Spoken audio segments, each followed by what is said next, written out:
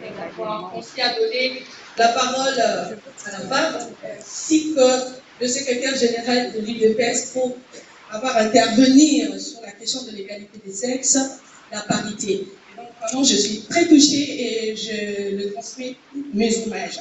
Alors, je vais parler de l'article 14. Je vais être relax, je ne suis pas du style à être déboutée. Okay? Alors, je vais parler de l'article 14. Je voudrais que toutes les femmes dans la salle disent article 14. Article 14. Alors, j'aimerais encore que vous... 14.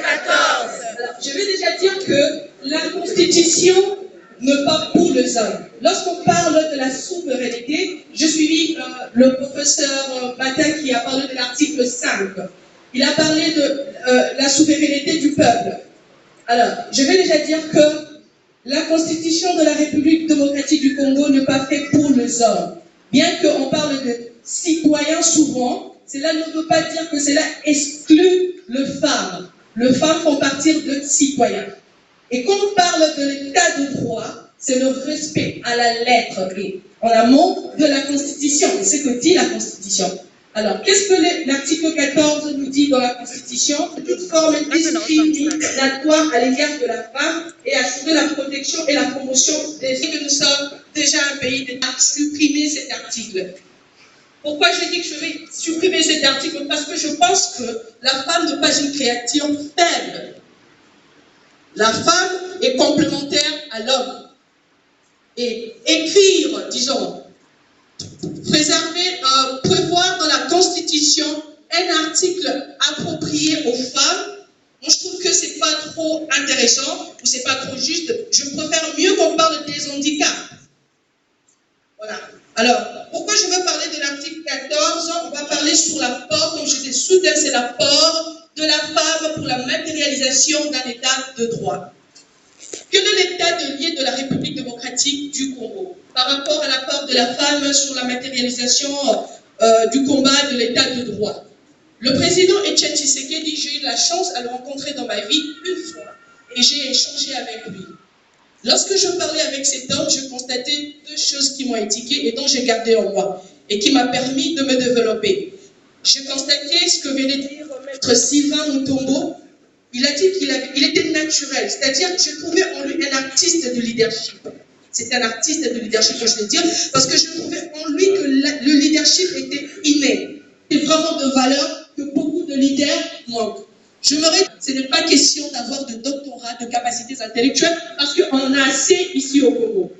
Mais le problème, c'est quoi? C'est de refléter ses qualités de leader. Un leader a toujours eu ses vertus de l'amour, parce que ce n'est pas tout le monde qui peut leader un peuple. Leader, c'est guide. C'est un mot anglais qui veut dire guide, c'est lui qui dirige. Et pour diriger, il faut avoir un grand cœur, il faut avoir cette capacité, cet amour de pouvoir organiser les choses en faveur de personnes qui sont derrière vous.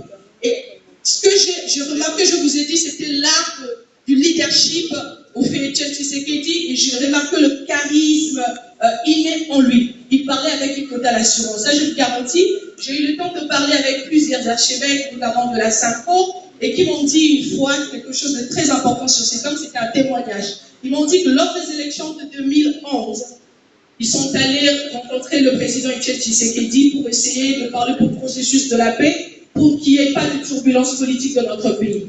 Mais lorsqu'ils sont arrivés dans la résidence, dans son bureau privé, et qu'il les avait reçus, ils ont constaté que tout ce qu'ils étaient en train de dire, l'homme gardait, il était focus à sa manière de voir, il était focus à sa manière de parler. Il était pleinement convaincu. Et moi-même, je suis témoin oculaire.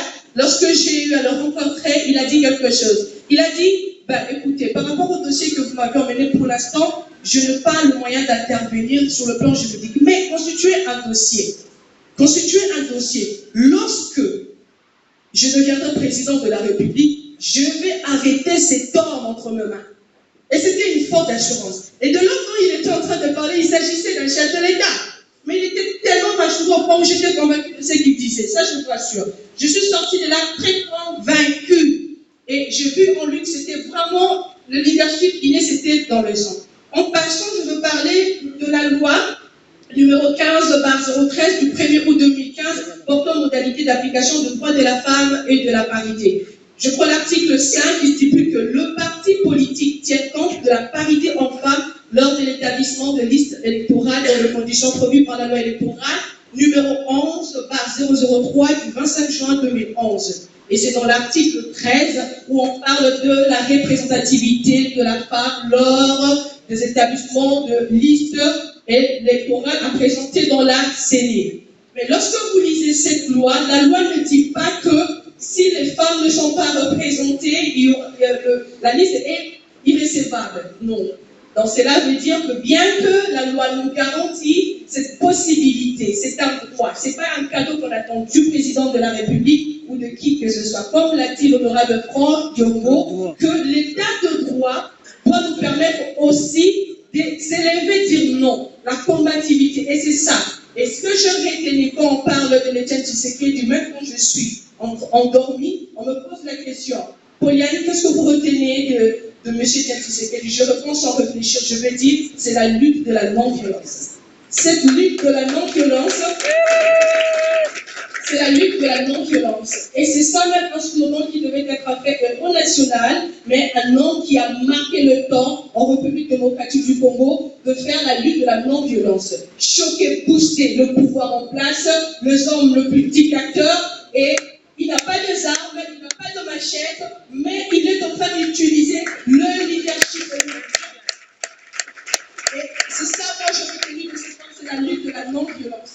Il jouait du sens psychologique pour influencer la population et ça marchait.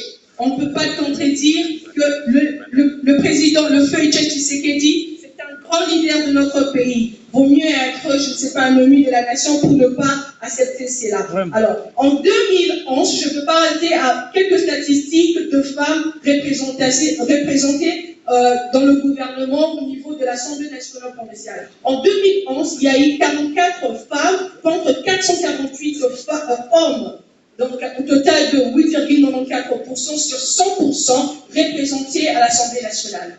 C'est vraiment faible. Et en 2018, nous avons eu que 50 femmes sur un ensemble de 485 lits. Et je pense qu'avec la décision, entre guillemets, de la Cour constitutionnelle, on peut dire qu'il y a eu un rabais, mais on peut retenir avec les statistiques qui ont été annoncées, officiellement 10,3% de femmes, donc un petit ajout de femmes qui sont à l'Assemblée nationale. Mais lors du gouvernement, l'apport d'évaluation, et qu'est-ce qui fait? Il faut se poser des questions. Qu'est-ce qui fait que les femmes sont mal représentées dans les institutions de notre pays?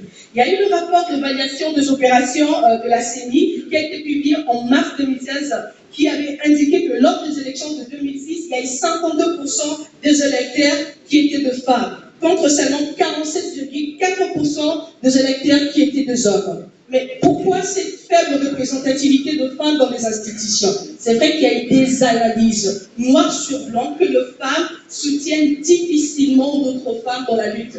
Et là, ce n'est pas la responsabilité des hommes, parce que les hommes ne vont pas vous donner du gâteau. Vous savez que le combat de la parité ou de l'égalité des sexes, c'est arracher donc une concession au monde des hommes. Et vous ne pouvez pas l'attendre comme un gâteau, vous ne pouvez pas l'attendre comme, je ne sais pas, un père qui sort de la maison et qui apporte à manger sur la table tous ses enfants. Le rapport, donc nous allons devoir, nous les femmes, savoir s'impliquer de manière signifiante, je dis, pour que nous puissions vraiment rendre ces combats de l'égalité de sexe. Bien que le chef de l'État est intervenu, je crois bien qu'il doit y avoir de lobby de la première dame, de certaines femmes leaders autour de lui. Mais vous, les femmes, vous devez influencer, vraiment influencer. Il y a eu aussi des statistiques au niveau du gouvernement. On va parler du gouvernement Sami-Bati Banga, du gouvernement Bruno Tshibala. Vous avez les apports de femmes sont toujours faibles. Déjà au gouvernement Sami-Bati Banga, on comptait 65 membres, dont 8 femmes étaient membres.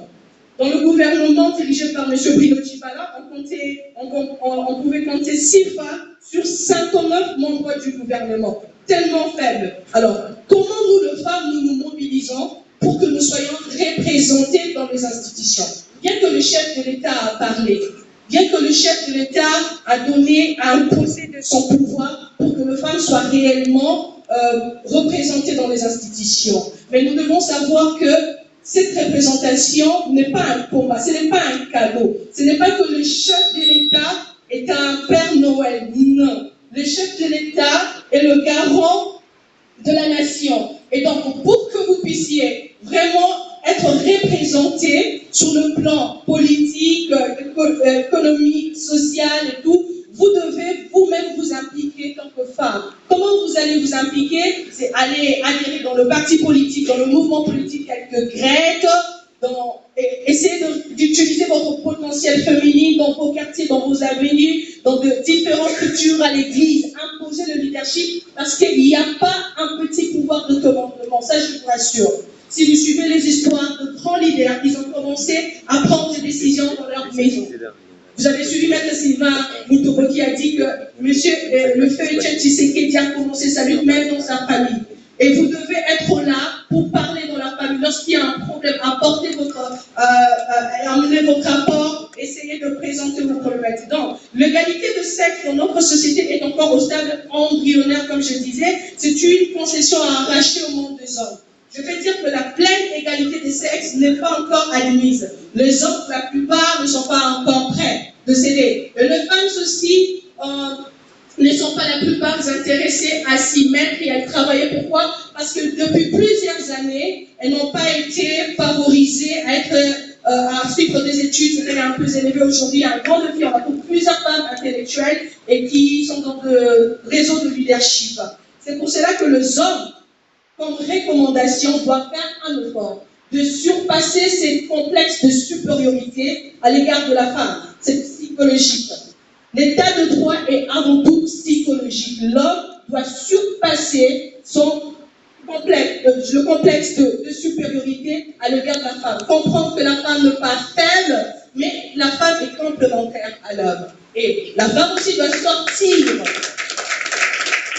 La femme doit aussi sortir de ces complexes d'infériorité au milieu des hommes. Savoir que lorsqu'on est femme, cela ne veut pas dire taisez-vous. Quand on est dans un milieu où on part en débat sur la construction de notre nation, le développement, je dois dire le mot. Je n'attends pas que l'homme me donne la parole, je dois dire le mot. Il n'y a pas un petit leader, tous nous sommes des leaders. Parmi les éléments, il y a plusieurs éléments juridiques. La RDC a ratifié plusieurs instruments juridiques qui certainement luttent pour la promotion de la femme, de l'enfant et tout. Vous devez aller lire et tout, voilà, la Déclaration universelle des droits de l'homme, le protocole à la Charte africaine des droits de l'homme, la Convention des Nations Unies, la Convention sur l'élimination de toute discrimination aux droits de la femme, le protocole de la SADC sur le genre et le développement, la résolution 1325 des Nations Unies. Je ne veux pas achever à dire ceci. Il y a eu un grand leader de la foi Baha'i qui a dit ceci. L'humanité a deux ailes, la masculine et la féminine. Un oiseau ne peut voler que si ces deux ailes sont également développées. Si une aile restait affaiblie, le vol serait impossible. La réussite et la prospérité ne seront atteintes que lorsque l'univers de la femme égalera celui de l'homme dans l'acquisition de vertu et de la perfection